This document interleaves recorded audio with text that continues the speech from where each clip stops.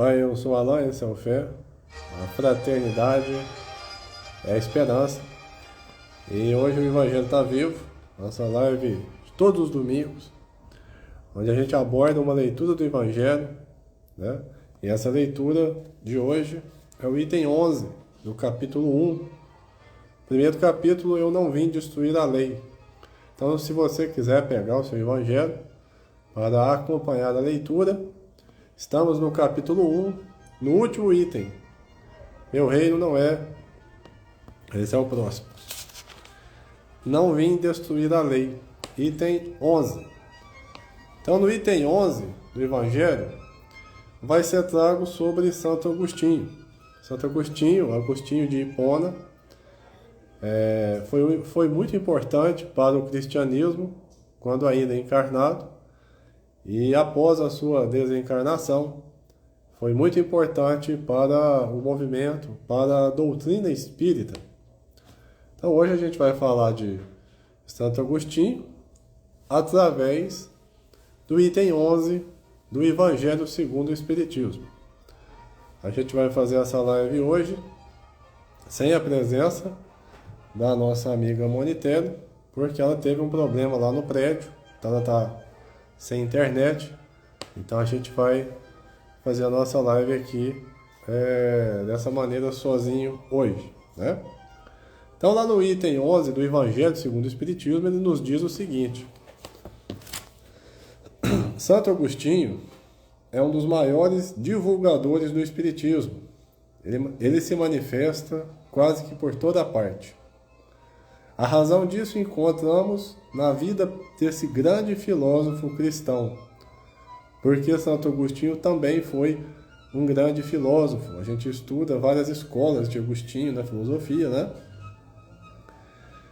E aqui ele diz que ele é um grande filósofo cristão, porque ele realmente o foi, que pertence a essa vigorosa falange dos pais da igreja, aos quais a cristandade deve ser os mais sólidos alicerces.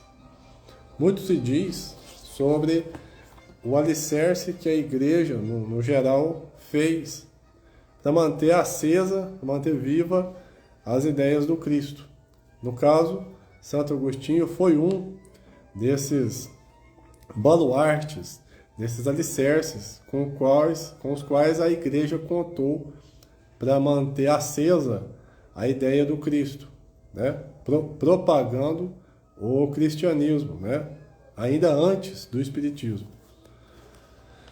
Como muitos, ele foi arrancado ao paganismo. Dizemos, melhor, a impiedade mais profunda, pelo esplendor da verdade. Porque Santo Agostinho, na verdade, ele, embora sendo filho de Mônica, que viria a ser Santa Mônica, uma fervorosa cristã, Santo Agostinho, ele deixa a sua parte religiosa cada vez mais de lado. Ele vai se encontrar com ela, com essa parte mais religiosa, mais tarde, porque de início ele preferiu adotar doutrinas materialistas. Ele não era, nem sempre foi um divulgador do cristianismo. Então aqui diz que ele foi arrancado ao paganismo. Dizemos melhor, a impiedade mais profunda pelo esplendor da verdade. A gente vai ver mais à frente que chega um momento que o Agostinho já não consegue mais viver em harmonia com sua própria consciência, sendo parte de doutrinas materialistas. Ele quer um pouco mais, ele não quer mais ceder ao materialismo, porque falta algumas respostas para perguntas que seu íntimo formulava. Mais para frente, aqui nessa live, a gente ainda vai falar um pouquinho sobre isso. Quando, em meio aos seus excessos, sentiu em sua alma essa vibração estranha que o chamava para si mesmo, ele fez compreender que a felicidade estava a lures, e não nos prazeres enervantes e fugidios, ou seja, estava em outro lugar. A felicidade não estava onde ele estava procurando. Quando, enfim, sobre sua estrada de Damasco, também ouviu a voz santa lhe exclamar: Saulo, Saulo, por que me persegues? E ele exclamou: Meu Deus, perdoai-me, eu creio. Eu sou cristão. Então aqui ele está fazendo um paralelo à história de Saulo, né? Saulo de Tarso, que depois viria a se converter ao cristianismo também, adotando o nome de Paulo, né? Hoje São Paulo. Então, tal qual a conversão de Paulo foi a conversão ao cristianismo de Agostinho. Podem-se ler nas confissões notáveis que nos deixou esse eminente espírito as palavras, ao mesmo tempo características e proféticas, que pronunciou depois de ter perdido Santa Mônica. Santa Mônica, no caso, era a mãe de Agostinho. Então ele disse o seguinte: eu estou persuadido de que minha mãe voltará a me visitar e me dar conselhos, revelando-me o que nos espera na vida futura. Então o próprio Santo Agostinho, ao perder fisicamente sua mãe, Santa Mônica, pela desencarnação, tem em mente, no coração, no sentimento, a ideia de que ela estaria presente em breve, voltando para continuar lhe aconselhando e lhe dizendo mais sobre a vida futura, coisa que até aquele momento não era possível saber. Que ensinamento nessas palavras, e que previsão brilhante da futura doutrina, que seria a doutrina espírita, a terceira revelação. Nesse momento, mais de 1500 anos atrás, que foi quando viveu aqui na Terra Santo Agostinho, seria completamente profético ele dizer sobre isso, que o espírito, né, que a sua mãe voltaria, que ele teria certeza plena e convicta, que sua mãe voltaria para continuar lhe dando conselhos e lhe indicando sobre dúvidas na vida futura, na vida além da matéria. Então, no momento que ainda faltava 1200, 1300 anos para a chegada do Espiritismo, Santo Agostinho, lá atrás, já tinha essa plena convicção. É por isso que, hoje, vendo chegada a hora para a divulgação da verdade que ele havia pressentido, se fez dela o ardente propagador e se multiplica, por assim dizer, para responder a todos aqueles que o chamam. Essa leitura é de Erasto, que foi discípulo de São Paulo. Então aqui ele diz para a gente que Santo Agostinho, que já tinha essa convicção na vida além da matéria, quando desencarna, ele entende, né, a luz é muito maior do que ele imaginava, e ele torna-se fiel propagador dessa doutrina, tanto que a gente tem vários textos, até do próprio Evangelho, que são assinados por Santo Agostinho. Ele passa a trabalhar na divulgação da doutrina, né? Ainda o é, até hoje, muito importante para a doutrina. E aqui Kardec faz uma nota. Kardec diz o seguinte: antes de falar sobre a nota de Kardec, eu gostaria de falar algumas observações sobre Agostinho. Agostinho, ele nasceu no ano 354 depois de Cristo.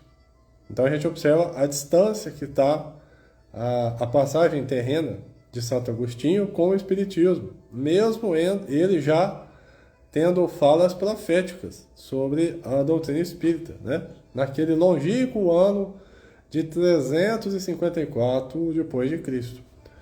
O seu nome de verdade, né, é Aurelius Augustinus, e ele foi o primeiro filho do casal Patrício e Mônica. Patrício era o pai dele, né, era pagão, Patrício, e Mônica, né, em contraste, era fervorosa católica, que trabalhou muito, né, pelo cristianismo, tanto que foi canonizada Santa Mônica, né. Uma coisa interessante que eu gostaria de compartilhar que eu vi aqui é que Agostinho nasceu na África, mas na época a África ainda era província romana, então ele era romano em cultura e língua. É interessante observar isso, né? O que faz a mente se desenvolver. Então Agostinho nasce no norte da África, no momento que a África ainda era uma província romana, mas ele é educado por conta disso, pelos princípios culturais, pela língua romana. Mas pela grande fé de sua mãe, ele torna-se, desde criança, cristão. Ele passa por uma educação cristã por conta de sua mãe. Aos 16 anos ele foi estudar direito, mas aos 19 ele converteu-se ao maniqueísmo. Então o maniqueísmo, pelo qual isso aqui de fato nos mostra que Agostinho tinha várias indagações, né? Ele já era uma pessoa com muita vontade de aprender e de saber sobre coisas que estavam além do alcance da grande maioria. Quando ele torna-se maniqueísta, e o maniqueísmo é uma seita que foi difundida no Império Romano, né? O maniqueísmo, para quem não sabe, é uma seita que ela tem origem, eu acredito que seja persa, e ela foi difundida muito no Império Romano. Ela era uma espécie de doutrina que falava sobre a dualidade do ser, que existiria o bem, né, que era o mundo da luz, e o mal, que era o mundo das sombras. Hoje, atualmente, a gente já sabe que cai por terra, né, essa doutrina, porque não existe mal eterno e não existe bem eterno, né? A gente sabe hoje que tanto o bem quanto o mal são estados de espírito. O espírito pode estar numa condição de sofrimento, onde ele busca com suas próprias mãos as sombras e as trevas. Mas não quer dizer que ele tenha sido criado pelo Criador para ser mal por toda a vida, por ser este indivíduo das trevas para sempre, né? E não necessariamente o espírito que está em evolução vai apresentar somente luz, né? Então, em determinado momento, ele vai apresentar também algum traço de sombra, algum traço de treva. Isso demonstra claramente o seu nível evolutivo na senda do progresso. Isso não quer dizer que ele seja um espírito trevoso sempre, ou iluminado sempre. Isso significa que ele vai passar por momentos de luz e por momentos de trevas. Importante a gente pensar que sempre que as trevas nos procuram, é o melhor momento para que a gente possa rogar pela luz, para que a gente faça valer a luz que está em nós e por nós. É esse o nosso melhor momento. Quando a gente tem a queda, é importante lembrar que não é porque caímos hoje que cairemos amanhã. É o contrário. É sair da inércia, cortar esse ciclo vicioso. Tanto a luz quanto as trevas são estados de espírito, né, que caberá a cada um a responsabilidade de identificá-los, corrigi-los, mantê-los quando necessário ou mudá-los, né, quando não estão fazendo bem a nós e aos outros. Então, o maniqueísmo, ao qual se converte Agostinho, é essa doutrina que pregava esse dualismo, o mal e o bem, né? E uma das grandes formas de manter o ser no caminho do bem, estipulada pelo maniqueísmo, seria a privação da carne, principalmente, os prazeres mundanos. Tudo aquilo que gerava prazer aos sentidos deveria ser excluído, para que assim o ser se purificasse. Que também, hoje, com a nossa doutrina da fé raciocinada, a gente vê com outros olhos, né? Porque não é porque aquele ser que está privando seu corpo, que está criando silícios, sofrimentos voluntários, necessariamente seja um espírito iluminado. Não é porque ele faz algum sacrifício, que ele passa por alguma dor, que ele é iluminado. A gente mesmo passa por tantas dores, e essas dores vêm apenas para nos ensinar. E o caminho não é esse. Em algum momento, a dor acontece para nos fazer enxergar que o mundo que a gente vive é uma oportunidade para melhorar.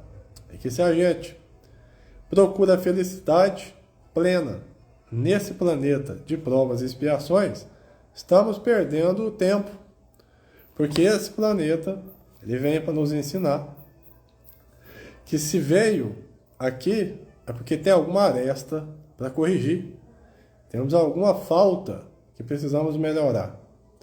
Então, quando a gente estipula que, criando determinada dor, né, um jejum ou um silêncio qualquer, para penitenciar o nosso corpo, mas essa penitência vai agir somente na matéria, não vai agir na nossa alma, no nosso espírito, essa dor, às vezes, é uma dor voluntária e que não vai agregar em nada para a nossa alma, que é o importante, não é?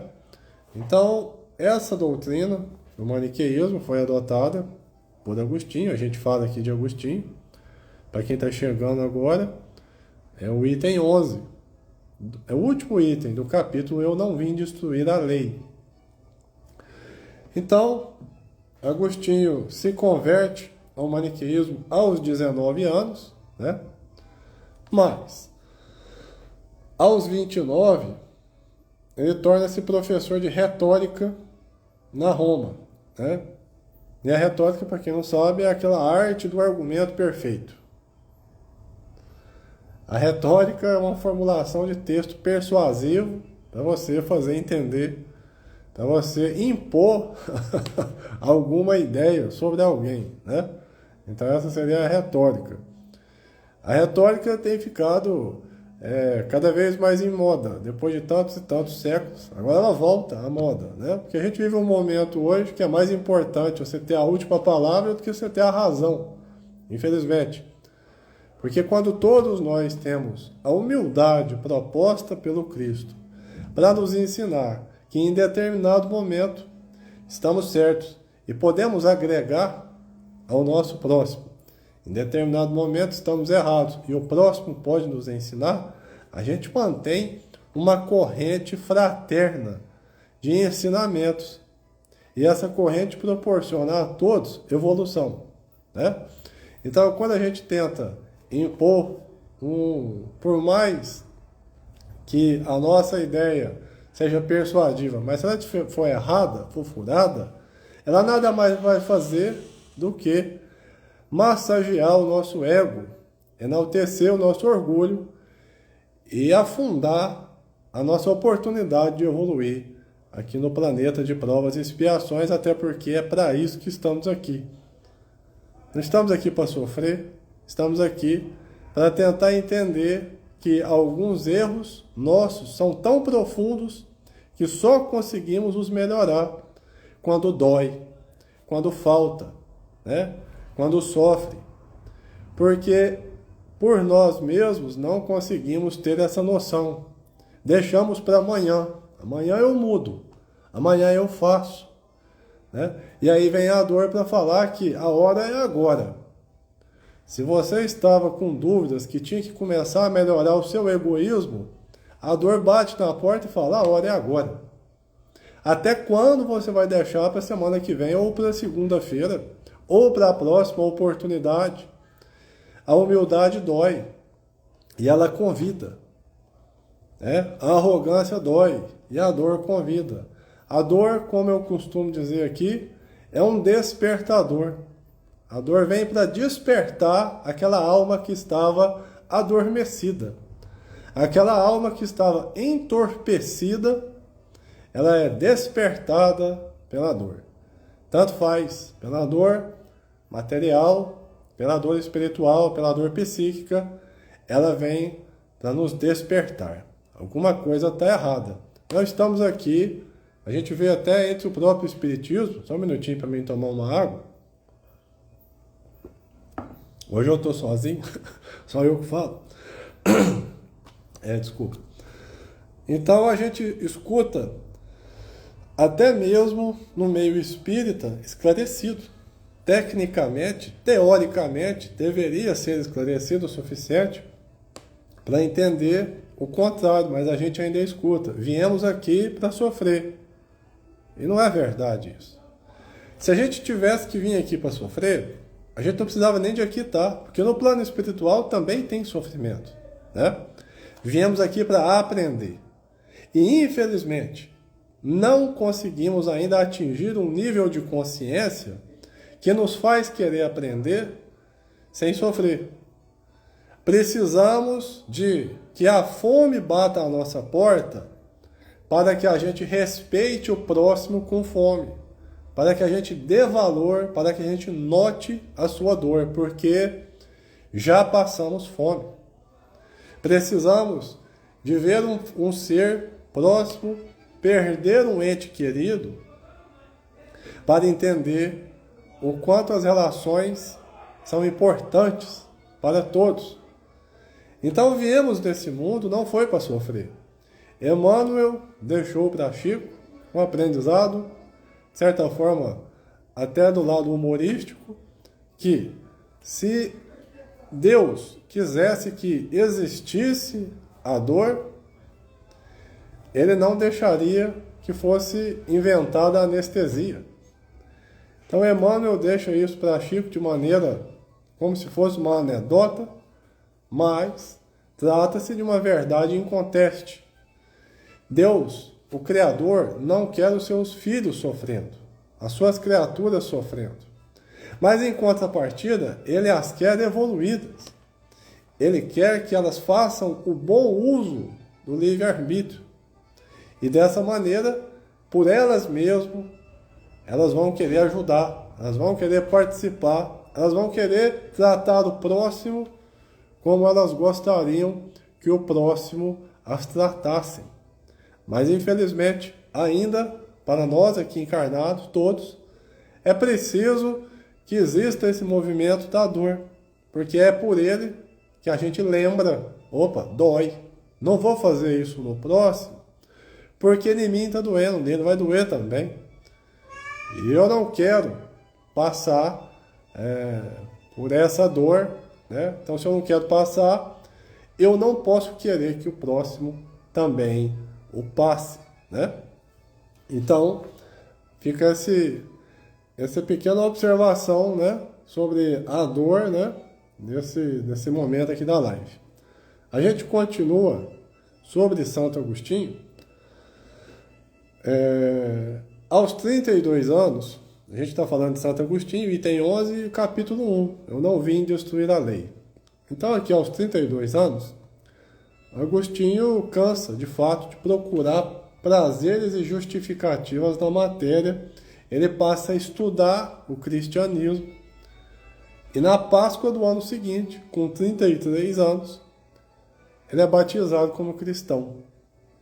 Aí muda toda a trajetória de Agostinho, né? Sua mãe, Santa Mônica, fervorosa como era no cristianismo, de fato consegue o que queria, que era o filho no caminho do Cristo. E agora, já com 32 anos, ele tem na ideia, né, que realmente o prazer mundano, o prazer da matéria, ele é efêmero, ele vai passar. O que vai ficar é o da alma. Então agora ele começa a se preocupar com os prazeres da terra, fazendo reflexo, obstáculos na sua evolução espiritual. Então, é quando o Agostinho torna-se cristão, é batizado na doutrina católica. Naquele momento, a ideia dele era ter uma vida mais reclusa. Ele é batizado e gostaria de ficar mais recluso, né? Assim como os monges, mas com muita amizade ao bispo que o batizou, ele é ordenado como bispo de Hipona, né? Na África, mesmo sem que fosse sua vontade, mas ele é ordenado e aceita aquela ordenação, ele torna-se então um bispo de Hipona, onde ele passa 34 anos sendo bispo, e é um momento que ele vai escrever bastante, que é um momento que ele vai conseguir ler muito e escrever muito também, vai desenvolver muito esse raciocínio já nas práticas cristãs, né? Levando em conta tudo aquilo que ele tinha pregado a vida toda, e agora, com essa luz do cristianismo, ele consegue entender, na verdade, o que é que Deus, o Criador, gostaria que suas criaturas estivessem fazendo. Ainda encarnado, e isso é muito interessante, ele diz que, apesar de sua mãe ter desencarnado, ele tinha plena convicção de que ela voltaria para continuar lhe dando conselhos. Santa Mônica aconselhava-o muito, né? Era mãe dele, aconselhava-o muito. E ele, com essa convicção que ela voltaria, de alguma forma, para continuar lhe aconselhando, né? E mesmo antes, muitos anos, séculos antes da doutrina espírita vir com essa terceira revelação. Agostinho de Hipona, né? Ele desencarna no ano 430, já idoso, com 76 anos de idade. Um cerco formado por vândalos na cidade, e que infelizmente ele veio a ser assassinado nesse cerco. E ele desencarna no ano 430. E é o que seria o fim, é na verdade o recomeço. Porque tudo aquilo que ele estudou no cristianismo, que ele absorveu, ele agora no plano espiritual, assim como nos diz aqui o discípulo de São Paulo, o Erasto, no plano espiritual, já descortinado das vestes materiais, os seus olhos abrem, né, sobre essa nova doutrina, sobre o Espiritismo, sobre o que é que acontece com o ser após a vida terrena. E é nesse momento que ele torna-se grande propagador dos ideais espíritas. Ele passa a escrever, inclusive, como mencionei anteriormente, ele passa a assinar várias mensagens do Pentateuco, inclusive do Evangelho, né? Que é o que a gente faz aqui, o Evangelho todo domingo, tornando-se assim, então, grande propagador da doutrina espírita, né? Ainda incansável trabalhador mesmo no plano espiritual. Agora eu vou ler aqui uma nota que Kardec deixa, né? A gente deu só uma passada por cima, né, sobre a história de Agostinho, uma passadinha rápida só para a gente se situar um pouco, né? E agora, com essa passada rápida, eu vou ler aqui a nota que Kardec fez sobre Santo Agostinho, que fica no rodapé desse item 11, que é bem interessante também. E ele diz o seguinte: Santo Agostinho vem destruir aquilo que edificou? Seguramente que não. Mas como tantos outros, ele vê com os olhos do espírito o que não via como homem. A sua alma liberta entrevê novas claridades e compreende o que não compreendia antes. Novas ideias lhe revelaram o verdadeiro sentido de certas palavras. Sobre a terra, julgava as coisas segundo os conhecimentos que possuía. Mas quando uma nova luz se fez para ele, pôde julgá-la mais judiciosamente. Quer dizer, aqui na Terra, né, com as limitações que todos temos enquanto espíritos encarnados, porque somos muito limitados, são poucos os sentidos que temos aqui na Terra perto dos sentidos que o espírito goza no mundo espiritual. Temos tão poucos recursos para interpretar que chega a ser ridículo no plano espiritual a quantidade de perspectiva que o espírito tem sobre as mesmas circunstâncias. Mas é que por lá, com todos os seus sentidos aflorados, ele consegue ter uma outra interpretação de tudo aquilo que ele passou aqui na Terra, né? Então ele passa, no plano espiritual, a observar judiciosamente, com muito mais cautela, alguns dos ensinamentos que na Terra foram ensinados, muitos deles deixados por ele mesmo enquanto bispo, né? Foi assim que mudou de ideia sobre sua crença concernente aos espíritos íncubos e súcubos, sobre o anátema que havia lançado contra a teoria dos antípodas. Aqui a gente entende muito pouca coisa, porque veja bem quanta palavra diferente. O que ele quis dizer aqui? Quando ele fala de íncubos e súcubos, são espíritos, né? Por exemplo, o íncubo é o espírito masculino que ele tende a extrair fluido vital através das experiências de sono, né? De relacionamentos sexuais, os íncubos. São os masculinos e os súcubos são os femininos. Que traz para a gente aqui, nesse sentido, claramente a ideia do maniqueísmo, que ele adotara enquanto encarnado, né? E que agora, desencarnado, ele percebia que não faria sentido. Porque o espírito ele pode estar numa condição de sofrimento, numa condição de treva, de causar a dor, e pior do que isso, né? Porque causar a dor, todos nós, invariavelmente, causamos, ou infelizmente até iremos causar, devido à nossa pouca evolução moral. Mas aqui a gente ainda trata de um outro nível. A gente trata de um espírito que está na condição de causar a dor, e pior, de alegrar-se com a dor que causa. Esse espírito era visto por ele, enquanto encarnado, como um espírito do mal, como um espírito da treva. Agora, no plano espiritual, ele vê que cai por terra essa teoria. Esse espírito, ele não é mal, ele está mal, né?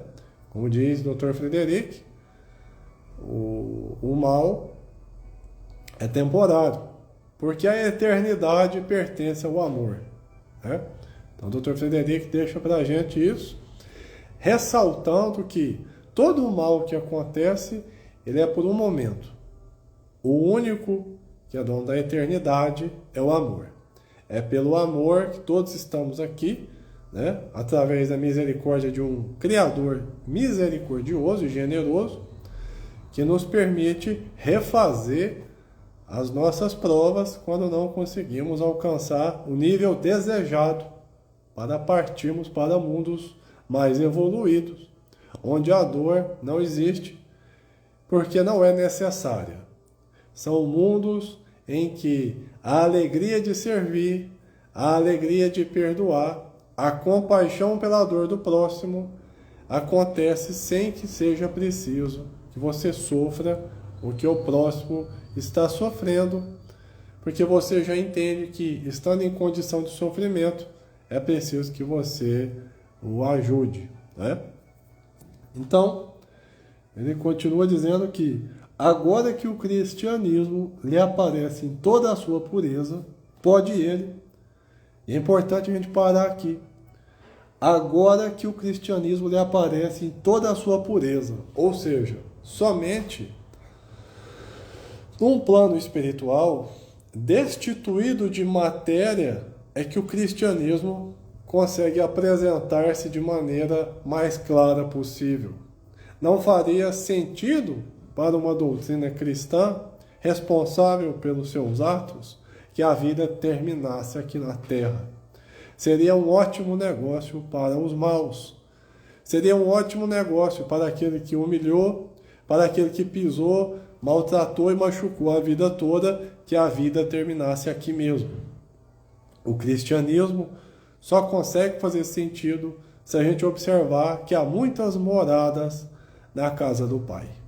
Então agora ele diz que o cristianismo lhe aparece em toda a sua pureza, né, para Santo Agostinho. Pode ele, sobre certos pontos, pensar diferentemente do que quando vivo. Vivo no sentido de encarnado, na terra, sem deixar de ser o apóstolo cristão.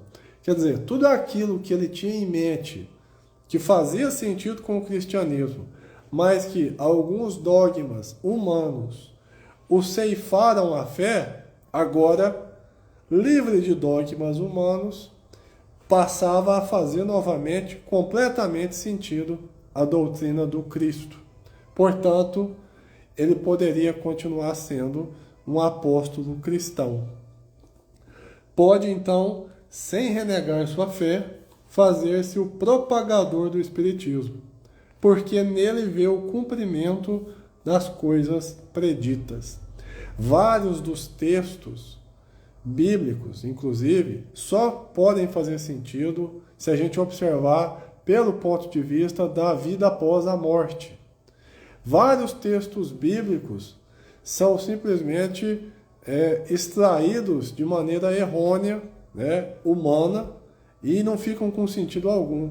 Mas se a gente trazê-los pela perspectiva da vida além da morte, vida além da morte, pela vida além da morte física, a gente consegue interpretá-los e extrair desses textos verdadeiras lições, verdadeiros conselhos, que se a gente observar pelo ponto de vista material, linguagem ao pé da letra, não farão qualquer sentido. Por isso que esse capítulo é não vim destruir a lei. Exatamente por isso. Porque Cristo não veio destruir a lei. Ele veio trazer conhecimento sobre aquela lei que até naquele momento estava sendo entendida de maneira arbitrária, ao que deveria ser. Proclamando hoje não faz senão nos conduzir a uma interpretação mais sã e mais lógica dos textos. Assim ocorre com outros espíritos que se encontram em posição análoga. Então, Santo Agostinho, assim como vários outros espíritos, que desencarnados tomam como verdade a vida após a morte, sobretudo para a gente que está aqui eu estava falando essa semana ainda, nesse planeta próximo, pessoal que está chegando a reencarnar na Terra, pessoal que está recém-desencarnado da Terra. O mundo espiritual, nesse caso, é muito próximo, praticamente está entre nós. Está entre nós, É tão próximo que o que a gente pensa aqui reflete no plano espiritual lá. E o que eles pensam lá reflete no que a gente que está vivendo aqui.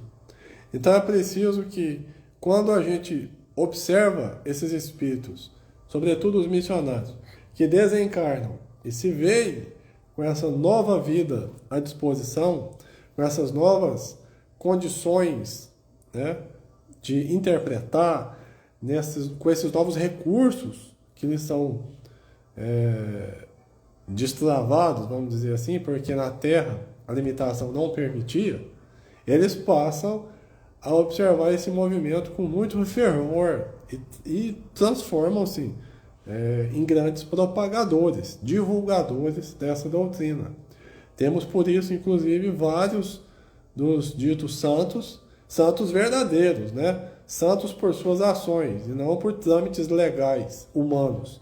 Grandes santos, espíritos de luz, brilhantes, sobretudo na caridade e no amor ao próximo, que voltam agora com a propagação do Espiritismo, muitos inclusive assinando mensagens importantes do Evangelho, do Pentateuco, auxiliando a codificação de Kardec, que viria a ser a nossa doutrina espírita. Então o nosso tempo vai acabando, a gente encerra agora o capítulo 1, eu não vim destruir a lei, e se Deus nos abençoar, nos amparar, semana que vem a gente começa então no capítulo 2, o meu reino não é deste mundo.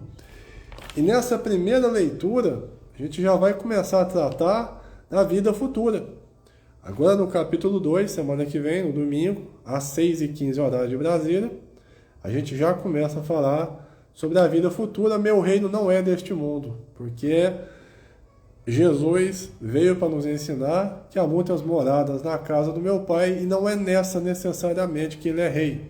Inclusive, muitos daqueles que levam ao pé da letra esse texto conseguem absorver a ideia do Espiritismo, porque há muitas moradas na casa do meu Pai, não faria justificativa para o Criador, para o Pai, criar tantos e tantos mundos e só esse ser habitado, né? Então eu espero vocês aqui, gratidão, Sônia, espero vocês aqui, se Deus quiser e permitir, no domingo que vem, com a leitura Meu Reino Não É Deste Mundo, capítulo 2 aqui no Evangelho Está Vivo. Para essa semana que se inicia, a gente vai deixar uma frase que é a seguinte: a paciência é o melhor recurso para suportar o que não depende de você. A gente vai começar essa semana com esse pensamento. A paciência é o melhor, se não é que a gente tenha que dizer que seja o único recurso para suportar o que não depende de você. Então eu espero que todos nós tenhamos uma semana abençoada, protegida e que os bons espíritos consigam, mesmo através de tantos erros e faltas que cometemos, que eles consigam se valer da misericórdia infinita do Cristo para continuar nos protegendo e nos amparando por mais essa semana que se inicia na nossa jornada aqui no plano terreno. Obrigado a todos que participaram do início ao fim, que ficaram só um cadinho. Obrigado a quem vai assistir no gravado. E fiquemos todos em paz, paz com amor e amor em Jesus. Até domingo que vem e boa semana.